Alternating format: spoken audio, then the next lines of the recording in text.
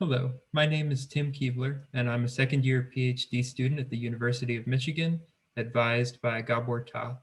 And today I'm going to introduce you to the MSWIM2D Outer Heliosphere Solar Wind Dataset.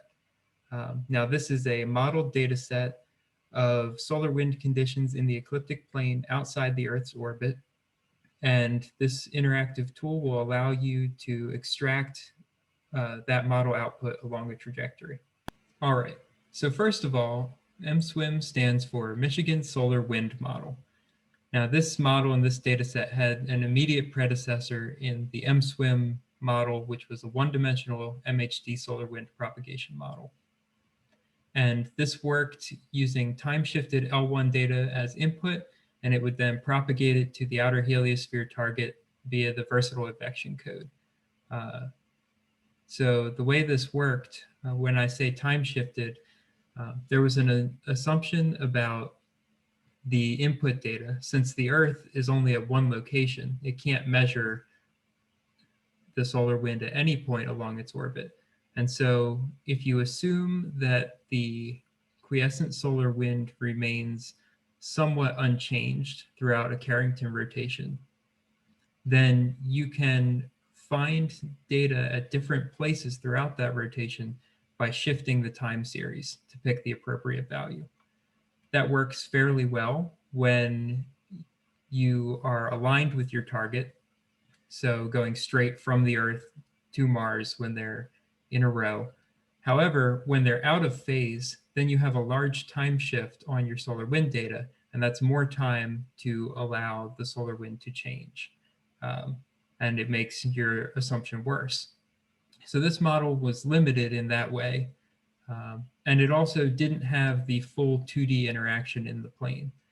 So that's where the MSWIM2D model comes in. It has the same motivation to provide solar wind at some downstream location where you may not have a solar wind monitor, you may not have a satellite even. And so we use the space weather modeling framework in the outer heliosphere physics domain, running it in standalone mode. This is the BATS-RS full MHD solver running in single fluid mode and time accurate. The domain here is the 2D ecliptic plane and using spherical coordinates. There are several advantages to this, one of which being faster solar wind streams can catch up with slower ones and form co-rotating interaction regions outside of the Earth, which you otherwise wouldn't get in one-dimensional. So from this inner boundary at the Earth's orbit at 1 AU, which is pure inflow, we populate the inner boundary using time-shifted L1 and stereo solar wind observations. We do this in the same way that happened for the MSWIM model in 1D, where we take that Carrington period, that Carrington rotation period, and we time shift the observations using that phase to populate that entire inner boundary.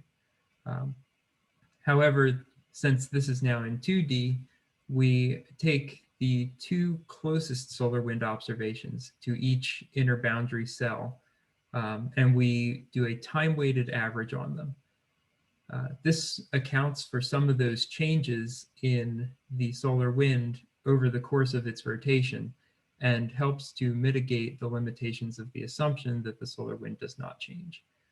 So at any given point, you could have two successive L1 observations, one each a Carrington rotation apart, or the cell could be driven by a combination of an L1 observation and a stereo observation, or even two stereo observations if you're in that date range. So the input is a lot better, a lot smoother, and you can get a larger range of input values that are closer to the actual solar wind conditions at that boundary. So here's what it looks like. This is a 2D ecliptic plane slice. Units down here are in AU. So this circle in here is the inner boundary at 1 AU at the Earth's orbit, and the solar wind data has been time shifted to fill this inner boundary. On the left, we have density, and on the right, we have bulk flow velocity. of the solar wind. But this isn't particularly useful if you have a spacecraft at, say, Mars, and you need to find that position somewhere in this plot. So that's where the website comes in. We've developed this website as an interface to the MSWIM2D model output, which we've run for the entire input dataset availability for the most part anyway. And you can access it here at heritengine.umich.edu and then MSWIM2D index.php. So this web interface will allow you to create some sort of spacecraft or solar system object trajectory, either from a predefined set using SPICE, or upload your own trajectory that you've defined and created, and then interpolate those model results along that trajectory so that you can directly compare the solar wind that we've modeled with whatever observations you're looking to make. This is the way the website looks. There's administrative information up at the top. One thing I want to draw your attention to is the output resolution.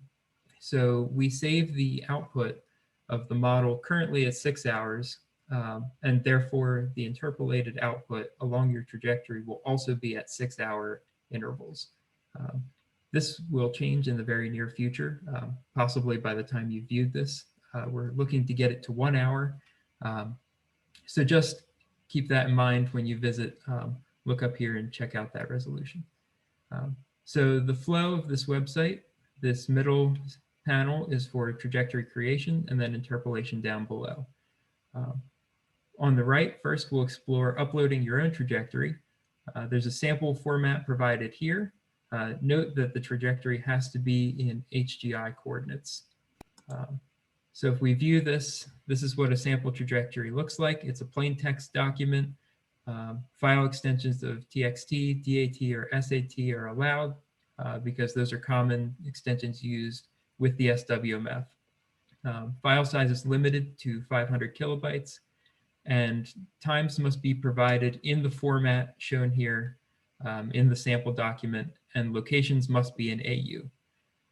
Also, very important to include this chord command and also the pound start right before your data so that the interpolation program knows what to look for and is able to correctly read this input. All right, once you choose your file, named whatever you like, and upload it, you'll get this status message signifying success. Or on the left here, you can input a satellite and a date and time range and create your own trajectory, have the website create it for you using the SPICE toolkit. And so you click create trajectory, and again, you'll get this status message that it was successful. And you can view and download that trajectory that you have created. There are also some options here for satellites that we've predefined. We're looking to add to this very soon, but this is just a starting list. All planets outside of Earth's orbit, including Earth, which is kind of a trivial case, and some popular satellites. One thing to note, some of these go outside of the ecliptic plane, like Voyager 1 and Ulysses. And so there are error messages or warnings that will be generated, but just know that just because the satellite is here and you're able to possibly put the time in, the model results are limited to the ecliptic plane, and they may not be valid over the entire mission duration for some of those. All right, so once we've created that, we click the interpolate button. Now, when you're doing this, it may take a little while, depending on the size of the interpolation files, but it shouldn't take more than a minute to create this interpolated data set for sure. And so you'll get a status message again that the interpolation has been completed successfully, and a quick look plot. Again, all the data is in HGI coordinates, but you can look and see if maybe the features you're looking for there, if the data looks suspicious, that sort of thing. This quick look plot is very nice, but You also have the options, of course, to download the data yourself. So here's what the output file looks like. You've got all of your metadata up at the top, the satellite, the coordinate system, all the variables and units, and then, of course, the data down here in text format. You can read this in very easily. It has ISO format for the time, and also it has the hours since the beginning of the trajectory. So when we compare this very quickly to actual satellite data, here we're using MAVEN data for 2016, the entire year. And this is MAVEN data only when the spacecraft was in the upstream unperturbed solar wind. The spacecraft data is shown in black, model output is shown in blue, and this plot is solar wind speed. There is very good agreement between this model, even at the 6-hour cadence and the MAVEN data, which is very nice. The average difference here, accounting for sign, is 43.7 kilometers per second, which is about 10%, which is a very reasonable estimate for the solar wind speed. Here's the solar wind density. Again, we capture a lot of these features. A lot of the peaks are coincident. There are some misses, depending, again, on those phasing angles and how that time shifting works. But the average difference is less than 2 per cubic centimeter. And more difficult to read, but this is also the solar wind magnetic field strength with an average difference of 1.3 nanotesla. So as you can see, the model does a fairly good job of reproducing the solar wind conditions propagated to Mars using only observations at the Earth's orbit. So if this tool seems interesting to you or one of your colleagues, please go to the website, check it out, use this data set. I'm really excited to see where this goes, to see the work that's done. We welcome community input and feedback with this data set. And we have a lot of plans to continue making it better, adding more objects, increasing the resolution, and performing more extensive validation studies. And so with that, please reach out to me if you have any questions, comments, or if you're interested in using this data set. Thank you.